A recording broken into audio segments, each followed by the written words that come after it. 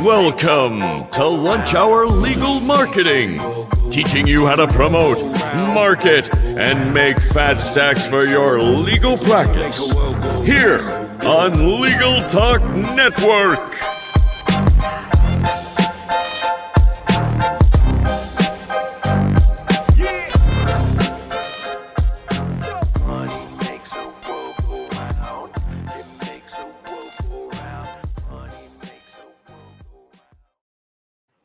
Conrad, it is Thursday, July 16th, and that means we're doing office hours regardless where we are in the world. Regardless. And where in the world are you, sir?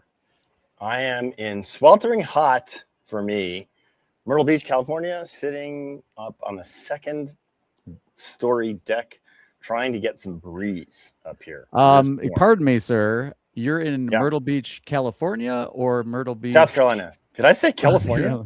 You did. No, really? I think so. We'll have to run the tape back, but we'll have to California fix that in post. Yeah. No fixing in post. We're live. Guy, we're going to find out whether or not it is okay to drink a Corona while podcasting, streaming live on Facebook. According to Facebook, it is, as long as you are not endorsing the overconsumption of alcohol, which I'm not. I don't even recommend it in general. I would say, we'll put this up here because I think this is interesting from a just social media platform standpoint. And I'm sure I've seen some alcoholic beverages in social media feeds in the past. Policy on alcohol. Commerce content may not promote the buying, selling, or trading of alcohol. You can do books or DVDs about alcohol or alcohol-related terms, and then not allowed alcoholic drinks of any kind. And so, again, I think what they're really meaning here. I think really what they're saying here is you can't advertise alcohol here. But does that mean that they're going to pull they're going to pull a live stream down if you're having a Corona on the beach? I don't know. I don't think so. Not according to what I see. If this is the last time you see Conrad and Guy on the interwebs, you will know that it is due to a Corona. Well, it would just be Facebook. It would just be me. Yeah, just you. Well, I was going to join you because I didn't want you to have to drink alone, but I'm not on vacation, so maybe I'll put a non-alcoholic beverage in my tumbler. Anyway, what are we talking about today? Office hours. You know, we pander here on Lunch Hour Legal Marketing, do we not? We should pander, but first we should ask any live listeners to throw questions our way, and we will go off on whatever zany tangent you would like to. We would prefer to hear from you, live listeners. Drop a comment with a question, and we would. Awesome. Thank you so much. But also, thank you, Conrad. Thank you so much for joining us. And if you've got a question or a topic you'd like to cover or something that's been bothering you about legal marketing, we would love to hear from you. But first, let's pander. Any better ones than McDonald's? Yeah, I called the lawyers Egg McMuffins last week. Way to make a friend. I know. It's not good at. I had that, as I was growing up as a kid. Had difficulty making friends. It has not gotten any better for me. This week there's a parasite outbreak, and one of the restaurants that was at least being talked about as a potential issue was Taco Bell. So maybe we'll say how our lawyers like Taco Bell today. Next time. Marketing. But we were going to pander to Lawmatics. We are going to pander to Lawmatics. And is Lawmatics a sponsor, Guy? Lawmatics is a sponsor, and so are you an investor, Guy? I'm an investor, and I would like to alert the FTC and everybody paying attention that we have disclosed that relationship. This is from July 9th. Lawmatics unveils Merlin, a suite of AI features designed to help law firms grow. As we mentioned, Lawmatics is a sponsor. I am an investor and advisor, and I had an opportunity. Matt Spiegel showed some demos before this launch, and I was like, this is pretty freaking cool. Let's go into a couple of the specific things that they talk about here. Copilot, conversational user interface that creates automations, generates reports, and surfaces insights from firm data through plain language prompts. That sounds good, right? Okay. You can query, again, it's querying your firm data right in platform. Merlin Qualify, AI agent that evaluates and prioritizes incoming leads based on fit, urgency, and engagement signals, defined by the firm. But that's not new from Lawmatics, right? That's right. I mean, they just they've said been doing released lead earlier scoring this for a year. while. Released Okay. earlier this year, Merlin Qualify has been recognized with an Excellence in AI award from Business Intelligence Group. So that's not new, but I think it's part of I think it's more part of their like Merlin ecosystem now. It's not a standalone. But so let me stick on this for a moment. Yeah. This is a absolute no-brainer use of AI. Right. Qualification of leads and just sentiment analysis in general, I mean, sentiment analysis from intake all the way through client representation. This is a very powerful use case for AI. Very powerful. If you think about the value of identifying the best opportunities and having a different workflow to respond to those best opportunities, no brainer at improving how your firm does. Secondly, if you have an automated way of understanding that we don't have enough information at this point in time to evaluate whether or not this is a good lead or a bad lead, that can spur you on to actually get that information, of which Lawmatics does both. Again, we're pandering grossly here, but like both of those things, regardless of the platform, whether it's Lawmatics or something else, both of those things are obvious, valuable, automatable uses of your data, specifically through AI. All right. In Merlin Engage, the agentic AI for dynamically engaging with prospects through SMS, email, website, chat, and phone calls. They've listed currently in beta, but essentially, agentic AI engaging via communication platforms like text, email, website, chat. What are your thoughts? Well, let's get deeper into this. So this is basically an automated follow-up sequence through agentic AI, correct? That's what I'm understanding. Well, that you're contextualizing it as a follow-up sequence. Presumably people will use this as a frontline intake tool. Let's start there, right? Let's start with a frontline intake tool. Someone lands on your website, agentic AI talking on behalf of the firm.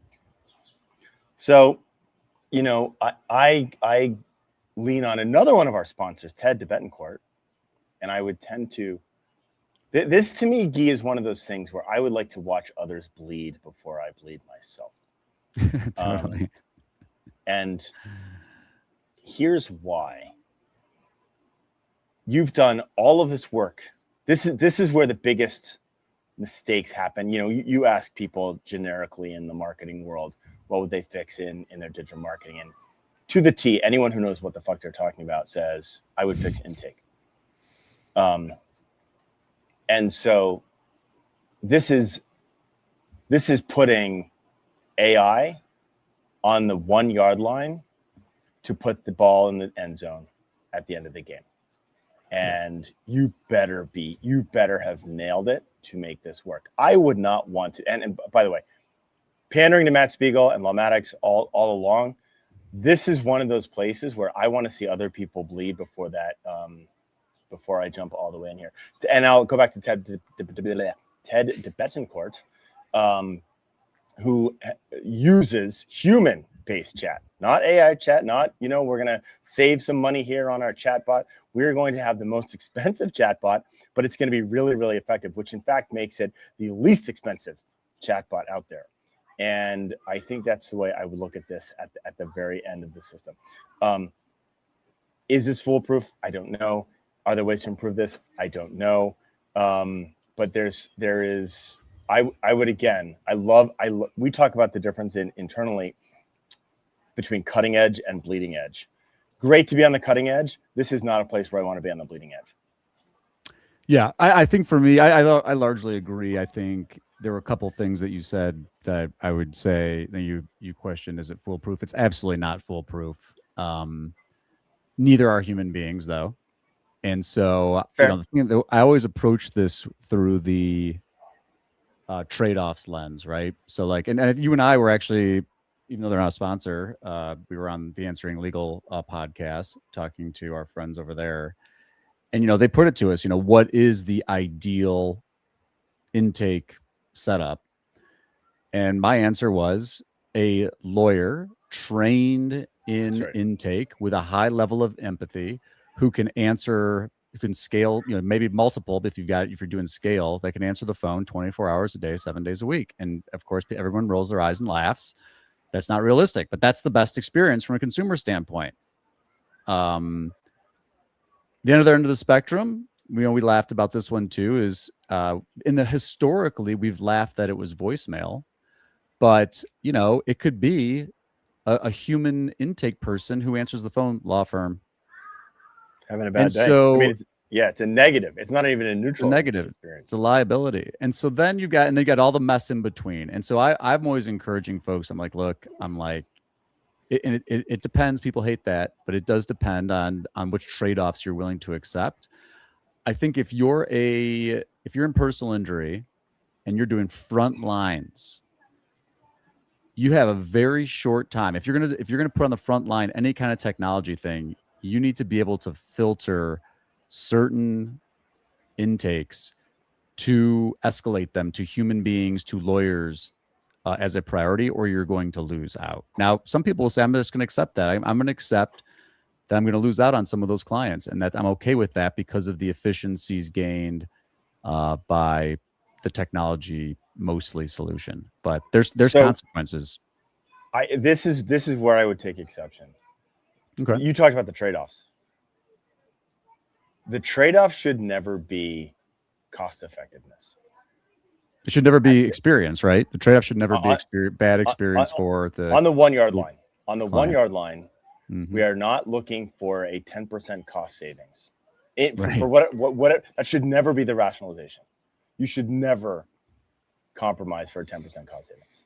Yeah. And so then you're like, okay, so you're like, look, what are the contexts that we think makes more sense? Certainly as you mentioned, on the chase, on the follow-up and the nurture, that's a no-brainer, right?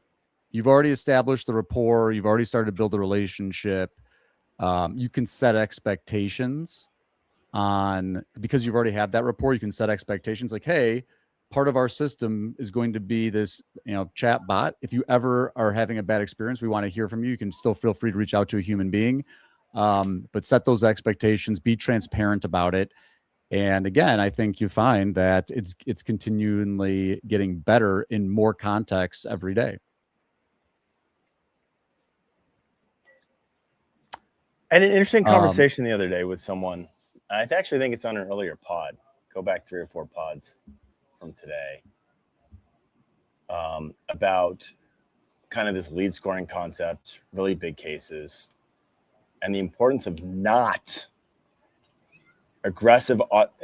having an aggressive automated follow-up sequence, because that's the best way to lose them. And they were actually talking about the importance of dialing back follow-up for those really, this is specifically in the PI world, but the analogy probably holds. Being much less aggressive for the larger value matters, which I thought was counterintuitive to me.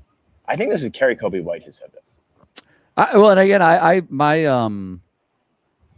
You're using the term aggressiveness. You're talking about frequency of follow-up and like number of times and that kind of stuff. When you say aggressiveness, you're not talking about messaging, right?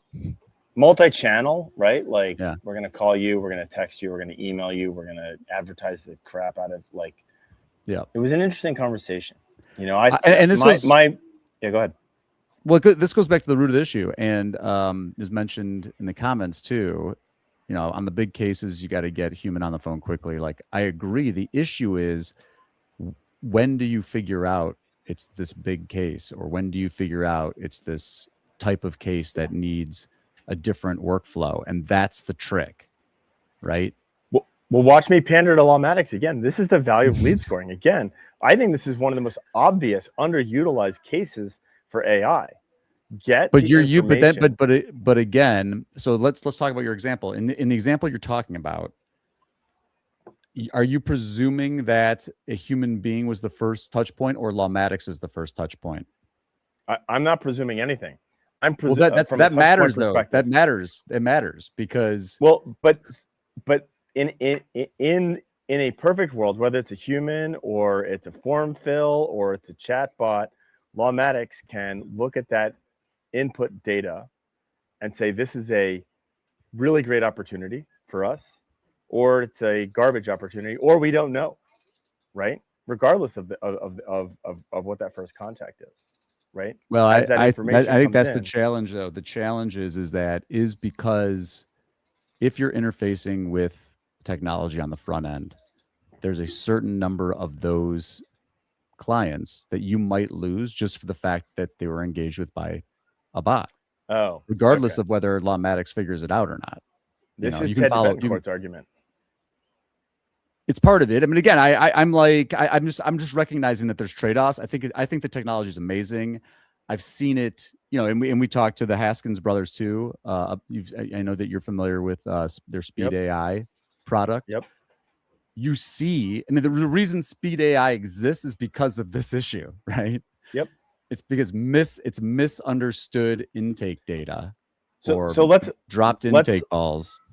Yep. Let's explain. Can you quickly explain what Speed AI does and why we're using this example? And then I will tell you my Speed AI does what current you're take on talking it. about, right? Yep. Speed AI does the so it's doing it instead of it's doing it after the fact, right? So like the That's intake, regardless of whether the intake was completed by in-person receptionist, a virtual receptionist, a human being, technology, whomever, or Ted Betancourt, whomever. Speed AI analyzes the intake data, essentially the call transcript, and I believe you can check me on this if it's wrong, but in the system, say the intake person marks it as like no case, it'll review that for whether or not it believes there actually might be a case worth following back up with. Yeah, and it'll alert you and say, "Hey, right, dumbass, hey, go call Mary because you guys dropped the ball, and let's go try and save this thing." And again, well, here's the one that this happens. People don't believe me that I might tell you this, but I see it.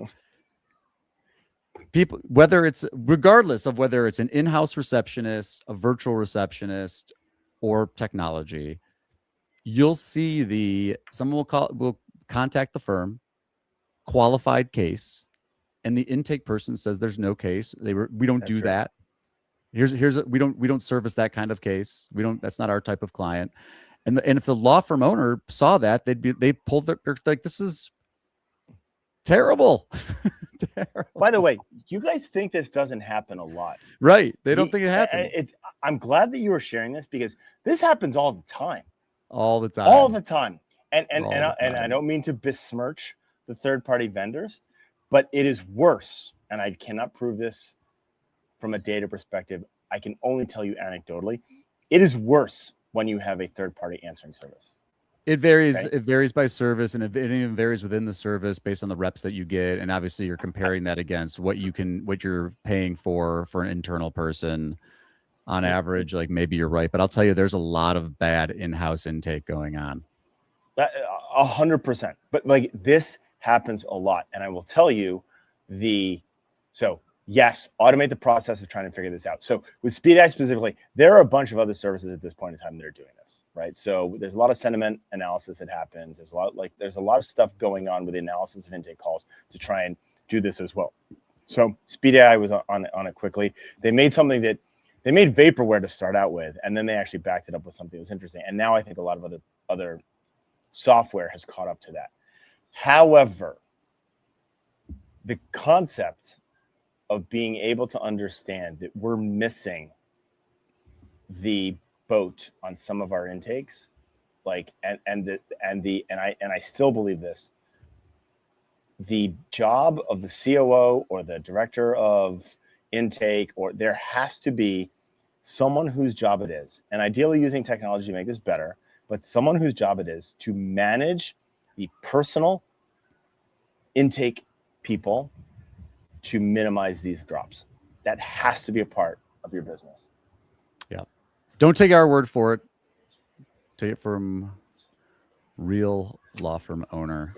This happens and you got to be on it. And again, I'm not casting aspersions at anybody in particular. I think it's endemic to the nature of intake. And again, everybody knows what the ultimate intake experience looks like, but it's there's trade-offs.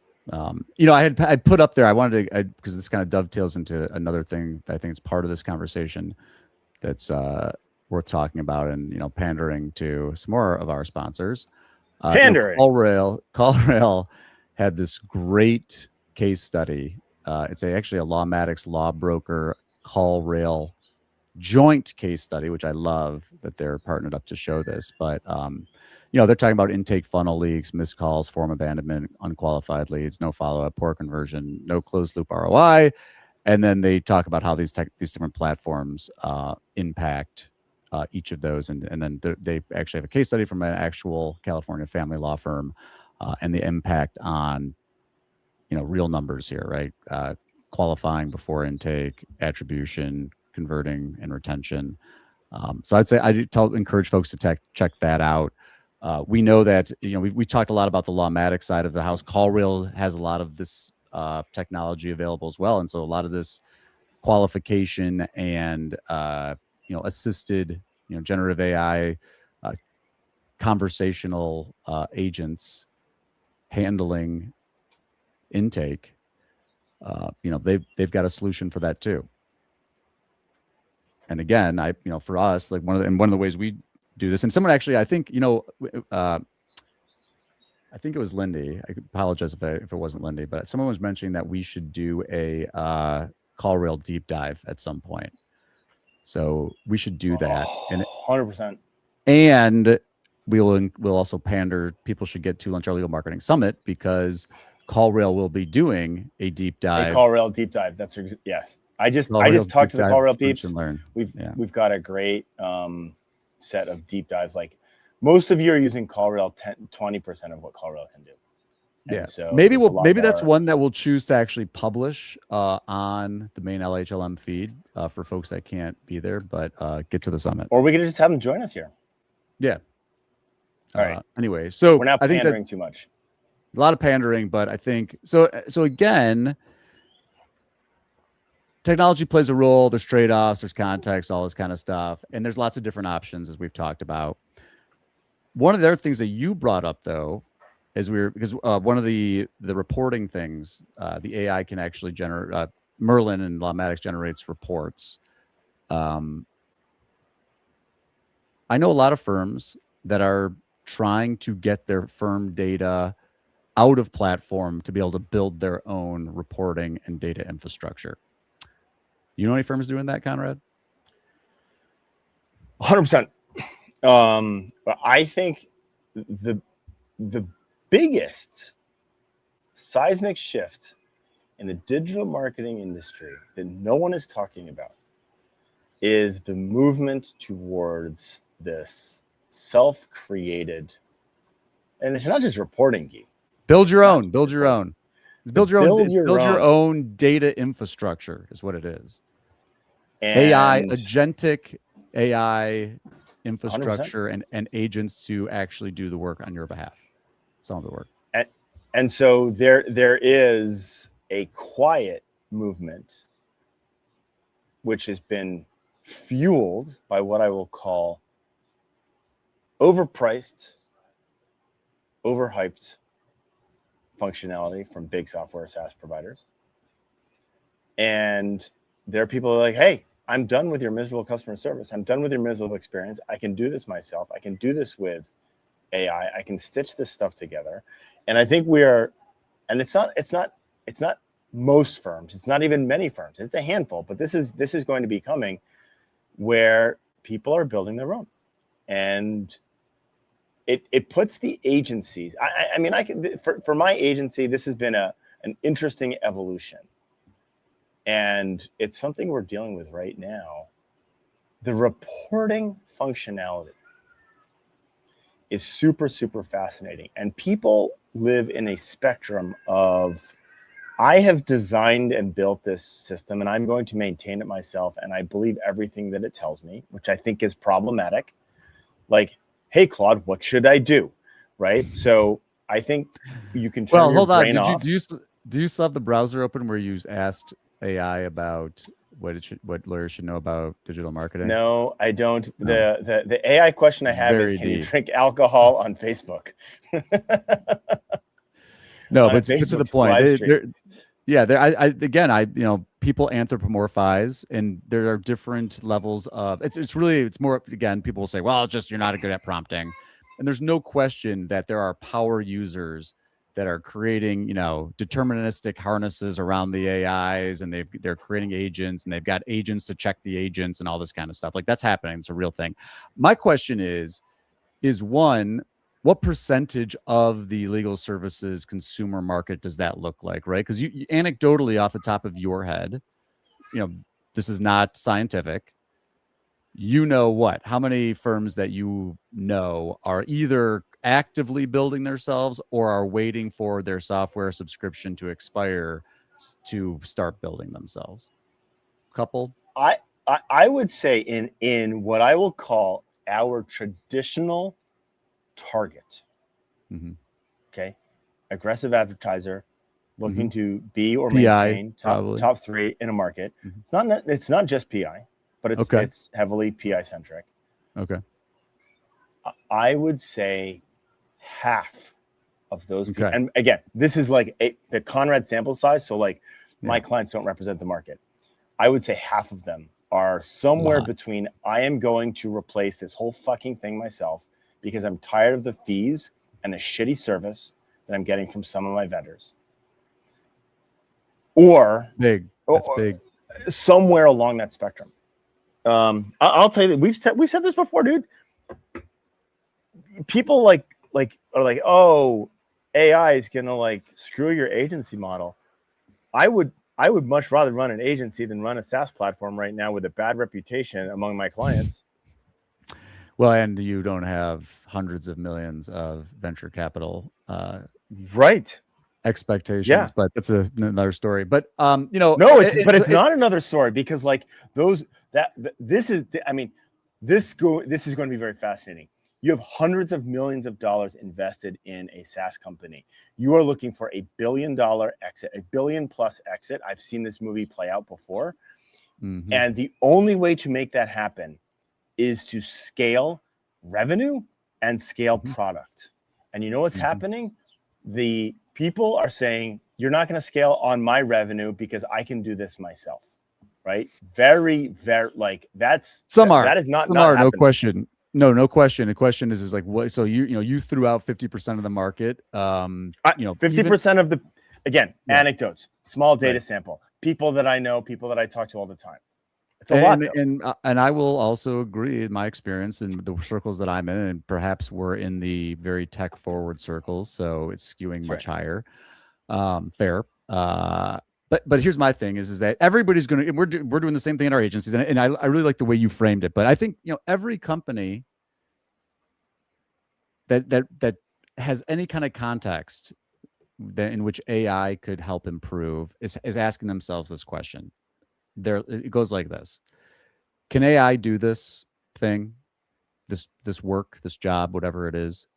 And when the answer is yes to that, then your question 2 is do I build my own, or do I work with something that's, quote unquote off the shelf, or some kind of stack, or maybe you're pulling data out of platforms and trying to put it in as to BigQuery or something. But in any event, there's like this choice that you have to make. And we were joking, but like, maybe this is the rise of the fractional AI legal CTO.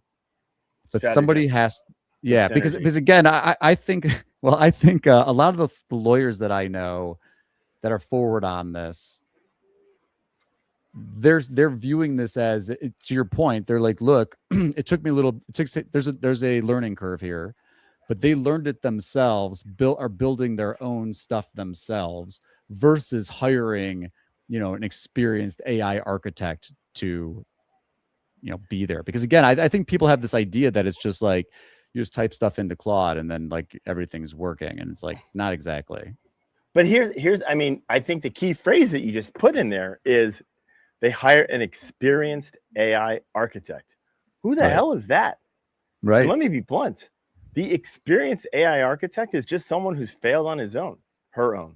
Probably. I mean, That's that's it. what I think so funny about all this stuff is, of course, like everything else, when did OpenAI release ChatGPT to the public? 4 years ago? Yeah, but this is why you like all the Muppets in the agency world are proclaiming themselves to be AI experts. They're like Right. you've got at best, and by the way, none of you were early adopters on this stuff. You have at best a 3-year window to proclaim yourself an expert on something where the sands are shifting under your feet all day long. Like, it's not a thing, man. It is not a thing. You can be an expert at experimenting, and that's great, and you should be. Yeah, you should. And that is great, and that's what you should look for. But no one has got this nailed, because there is the AI expert is the person who has just failed on his or her own repeatedly. That's all it takes to do this, and that can be a lawyer, that can be a tech nerd, that can be an agency, that can be all sorts of different things. But that's all it is. All right, so let's talk where this goes for us, because we brought up the CallRail case study. One of the things that you reacted to is because I'm like, Mockingbird and Attorney Sync should be talking about these implementations and be part of this conversation. And you kind of flippantly said, like, what level of our involvement be in this? Like, is this the stuff that the firm should be handling, that we plug in? And the framing that you've used this on the podcast before, which I think I'd like to hear you expand upon, is this idea of being on the same side of the table with respect to data and infrastructure. What do you mean by that? Well, so it becomes really fascinating when you're walking through. Do we go back 3 years? We provided a report. All agencies provided a report that gave you presumably insight into how your marketing is working. Now, most of the agencies, their insight was bullshit, because it was always up and to the right. And the insight was clouded by an attempt to make it look like it was always up and to the right, and to take credit for things that was not due to the agency. So like, that is a problem. Brand. So that's why you guys don't trust any of us, including me and Guy, with our reporting, right? Because when you put the fox in charge of the hen house, it is always going to look good. And so now we have this place, and this is a very real thing for us. Right? So this is not existential to the agency, but it's existential to the concept of reporting and how things are going as a service provided by the agency. We have many clients who don't have any of that infrastructure, who don't know how to set up Lawmatics, who don't know how to do all of these things, and they need this put together, and we can provide them with a report. That's the traditional model. On the other end of the spectrum, we have clients who will never read our stuff. And why on earth are we providing them with that report that they're never going to read, and they're assuming it's just going to look up and to the right anyway? So let me stop. Let me pause you there. Sure. For those clients, how are because that's a common tale, right? I think every agency owner, increasingly common, right?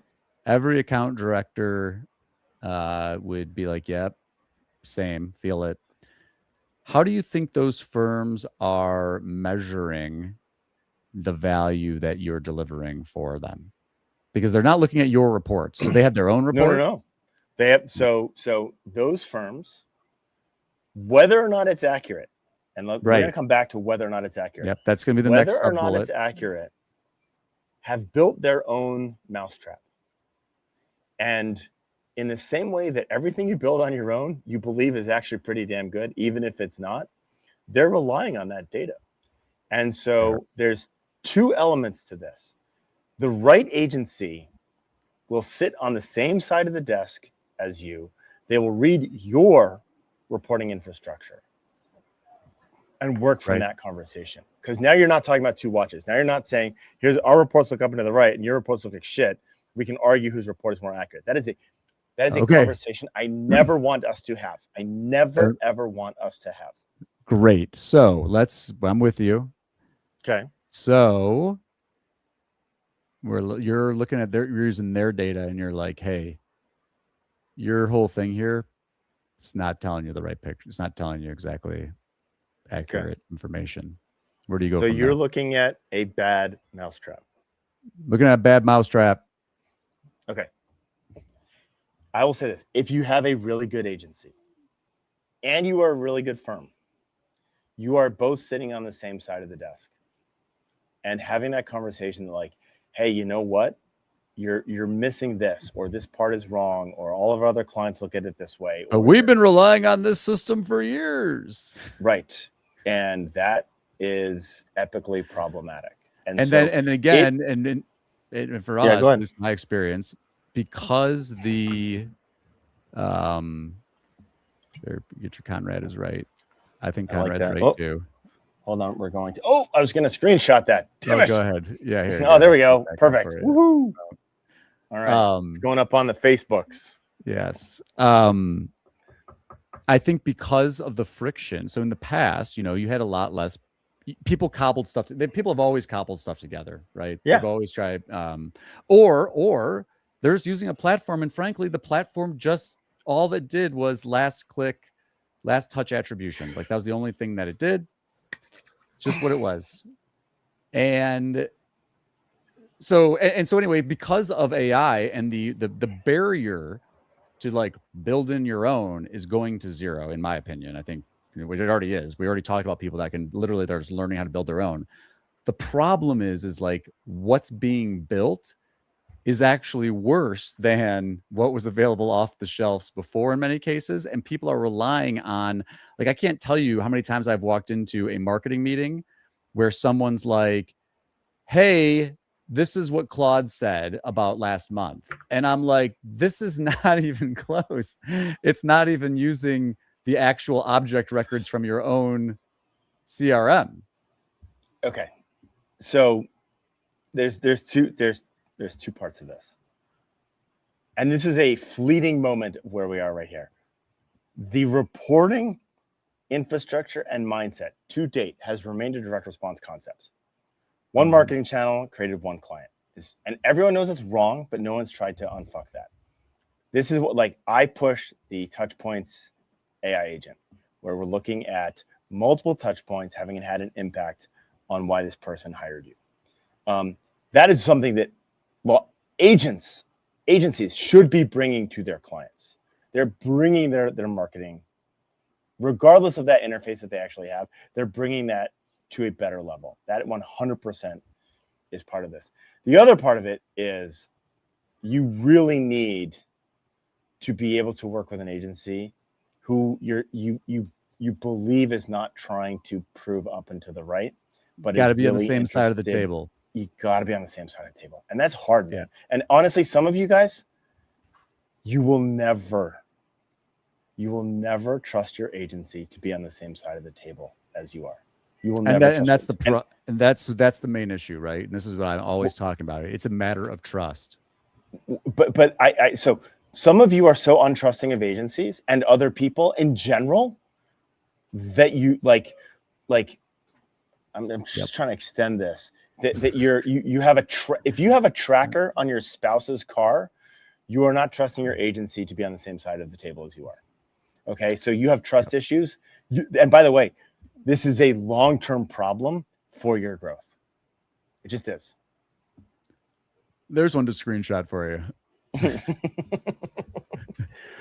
Thank you. But again, my view is this, and that's what I always say to people. I'm like, don't trust me. Don't trust me. Let's work the problem together. Let me show you what's going on here. It's not my opinion. I'm just like, you're only measuring this. You're only tracking this way. We know for a fact because, and it starts to become more apparent, especially to me, like the big unlock for a lot of these firms is when you start to actually analyze intake transcripts, because that's where this person says, hey, I was referred by Bob, not because I searched for a car accident lawyer near me. And I will tell you, if your agency is claiming credit for amazing up and to the right Google Business Profile inbounds, they're pulling the wool over your eyes, and they know it, or they're stupid. Morris, we are looking forward to seeing you. Thank you so much for being willing to contribute to Lunch Hour Legal Marketing Summit in Nashville. Morris will be presenting. We were just talking about his session during our summit prep call because we are so pumped for it. By the way, I'll say this. I don't know that this is, I'm sure I'm wrong about this. but this is as far as I know. Morris is the original dark social purveyor of legal marketing. Oh, I don't know that that's accurate, but I'm the sure it's not. OG? But as far as I'm aware, OG. that is true. That is a true statement, and I'll stand by that. All right, we got a question here, Conrad. Let's be honest. Let's we're kind of come up to the end of our time here. Is there anything lawyers can do to help fight back against these firms that are getting cases illegally? Yes, there are things you can do. You should go to the summit and listen to John Henson's talk about firms that are getting cases illegally. Yeah, and again, it's like illegally takes many different forms. That's right. Let's start with one obvious one, which is if you are in the state of Colorado and somebody is doing lead generation, is buying legal leads, you should report them to your state AG's office. There's a hot take. I hate to trash an entire marketing channel, but I think the lead gen providers deserve trashing. Some do for sure. Tell us more. Tell us why. It is a shadowy, highly unregulated industry that is frequently motivated to do unethical things by the financial structure in which they operate. For example, a pay-per-lead business can double its revenue and probably quintuple its profits by selling that same lead to multiple people, right? And so the lead, see, we've just lost more advertisers. I'm really bad at this whole let's monetize the VOD thing. But it's fine. It's what we're here for. Think about this. You're basically outsourcing unethical marketing tactics. Right. That's what's going on. And I was very happy about the Colorado decision, and I would bluntly encourage it will benefit consumers and lawyers to clamp down on lead generation as a major marketing channel. And I hate to say that as to trash an entire marketing channel, but boy oh boy has that channel earned my trashing. There's only two, in my view, two ways to really move the needle on this. One is to get more state AG offices on board with taking action, enforcement actions. And two is changes with your state, either legislature or, to actually change the law, or to go to your Supreme Court and say, we're revising the rules of professional conduct. And then the problem there again is the enforcement, because a lot that's what I was going to say. I think a lot of the existing rules of professional conduct would rule a lot of the stuff out that's going on currently, but the state bars and the state Supreme Courts are just not equipped to deal with the scale. We sat with someone on the Michigan Grievance Commission at that Tech Show. I think it was at Tech Show. And he's like, look, guys, he's like, unless we're talking about stealing clients' money or really bad stuff, like that's what we're focused on. The fraudulent lead ads. Now, again, I talk about the same thing in the context of fake reviews. I think it's a big impact. It's just people. It's like an invisible impact. But if people are making choices about law firms based on this fraudulent stuff, that's not healthy. It's not good. Well, if you're not going to enforce it, don't have the fucking rule. Yeah. And again, so people say, all right, so then you have to make investments in the enforcement action and enforcement mechanisms. And, again, I know lawyers in certain states. I'm not going to name the states, but you can probably guess what they are. Would you like to name the lawyers? Nope. They go to the state bars. They go to the state AG's offices. They go to the state Supreme Courts, and it falls on deaf ears. They're like, no one cares. No one, it's just not a priority.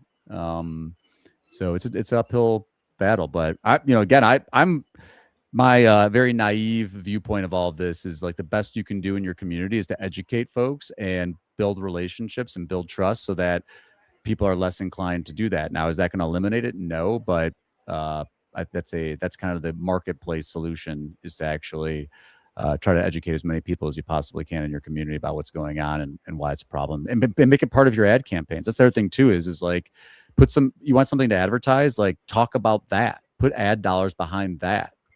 How would you do that? I like what you're saying, but how would you do that? Like, don't hire Smith and Jones, because those guys are, I'm so shady grateful. bastards. I'm so grateful for Get Goff, because he named it, not me. So anyway, tough and that's just, we only talked lead aggregators. What about runners? What about all of the other illegal and unethical and unseemly ways that lawyers do advertising and marketing? I want to buy a billboard that says ambulance chasing is illegal. Love it. Here's the thing. So I'll give you this.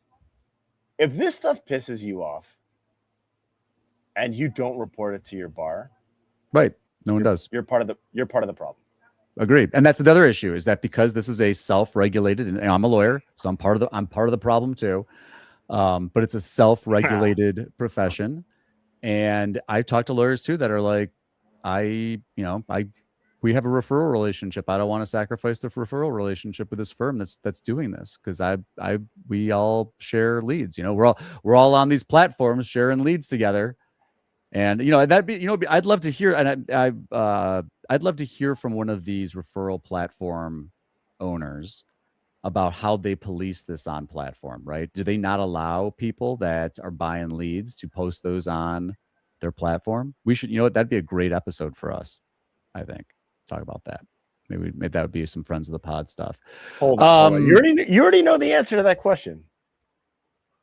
Do you think is there a single lead sharing platform that's like, oh, we don't like that marketing channel, so you can't share that here? Absolutely not. Okay. I would, we should ask Bob Simon if he's got thoughts on this. Love to hear from Bob Simon on this. I was looking. We actually, there might be time for one more question, and I actually saw that Cassidy tagged us. Cassidy Lewis tagged us. We love Cassidy and her questions. And I'm glad she's still talking to me after I insulted her at the last conference I saw her at. Yeah, why don't you tell that story really quickly? Never. I will never hear the light of day. Well, come to Legal Marketing Summit to see how I introduce Cassidy Lewis and surprise myself as to the fact that she's still talking to me. We'll always have the memories, right? Anyway, I think I'm going to look it up here, but for the sake of time and we're live, the gist is, what skills do you see legal marketing people lacking? I think we're thinking in-house legal marketing people lacking. Oh, is that what it was? Not agency owners, Conrad. I found it here. Let's see here. Humility. Can you name the number one skill marketers are lacking? So just marketers in general. And there's a couple thrown out: creativity, media planning, insight, measurement, none of the above. What is it? This was a survey, right? I remember this post. This is about a survey. Yeah. Here the answer to this. I'm right about the answer to this. There's my humility gone right at the front. Oh yeah, we give a shout out to who did this.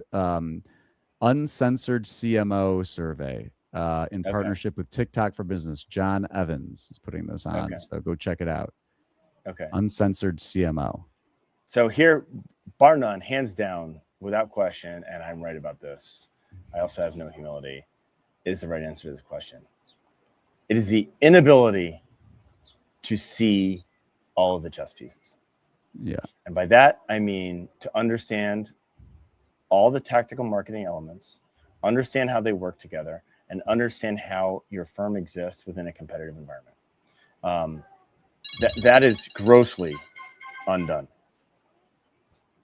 I agree. That's one of them for me. I think for mine, I would say lack of, I guess it's not a skill, is it? But I would say lack of long-term thinking. Everybody is so hyper-focused on next month's leads And so what do? They devolve into deploying resources against non-brand direct response because they're like, I need leads tomorrow.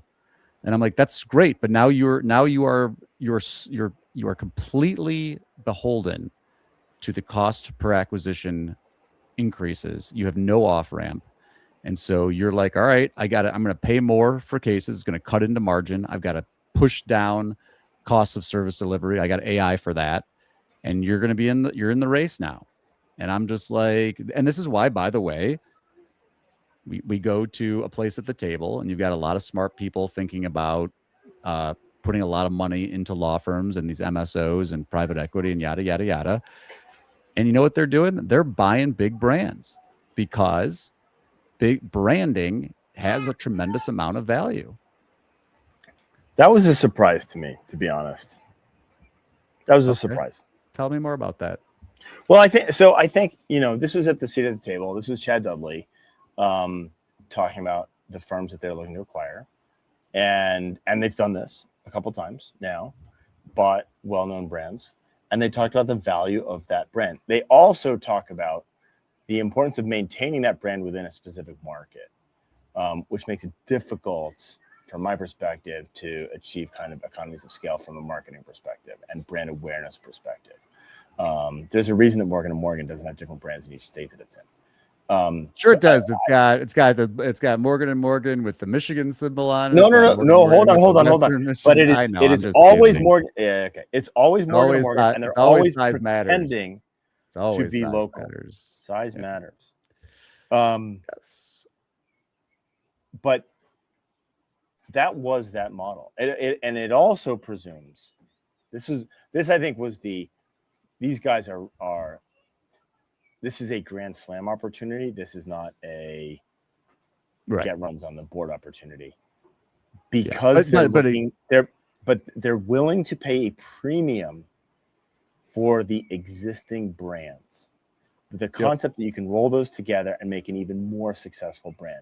So this is not a buy low, sell high. This is buy high, sell higher. Well, they're not necessarily rolling those brands together, though. They're operationally that's my point. Streamlining. Yeah, it's operational streamlining. So I haven't spent a ton of time with these PI, people, but to make that work, your benefits are operational benefits, not brand benefits, and that means you can squeeze a lot more from a PE perspective. You can squeeze a lot more efficiency out of the operations of a firm than you can out of the branding of a firm. And as a marketing dude, I struggle with that, right? I struggle with that concept. Well, you're going to have to continue to struggle because we are out of time. Thank you all who joined us for Office Hours. Until next time, this is Conrad and Guy. Please do subscribe to our Lunch Hour Legal Marketing social channels so that you can be notified next time we pop on the air. But we love your engagement and we're grateful for you. Have a great rest of your vacation, Conrad. Thank you, man.